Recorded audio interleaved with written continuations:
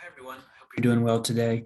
My name is Will Stratton. I represent the University of South Carolina, and I was asked to create a short video on how many applications should you submit. And the first thing I'll note is that for some reason, this template in PowerPoint would only let me type in these little boxes if it was in caps. So I'm not yelling at you, I promise. But anyway, I think a big topic right now that a lot of students are asking is, as I'm preparing to apply for college, I'm trying to figure out what is the ideal amount of schools I should apply to, what should my list look like? So I just have a few quick thoughts here to hopefully kind of push you, I'll point you in the right direction. So, the first thing is, I think if each year more students apply to more schools, the process is only going to continue to become more competitive. I think that just makes kind of common sense.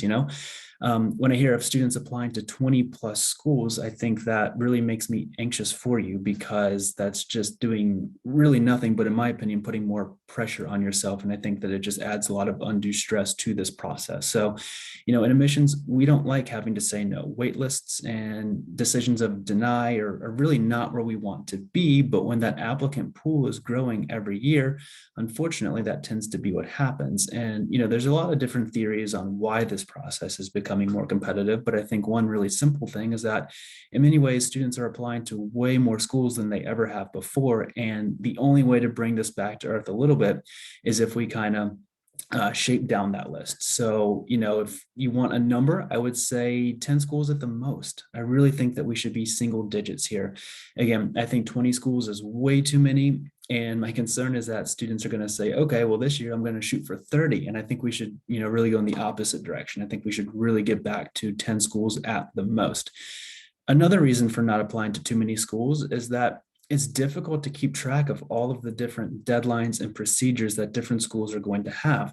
This process is going to be a little bit different at every single school. So again, when we kind of end up in those double digits of applications, it's just going to be hard to keep track of this process.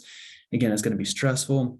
It's going to be expensive, and that's going to take time away from those senior grades that really are important in those activities and the things that you want to do while you're still able to do so in high school. So again, let's focus on 10 schools at the most, and this is really important. We need to focus on 10 schools of varying degrees of selectivity, okay? So don't say, okay, 10 schools, great, I'm going to apply to the top, whatever.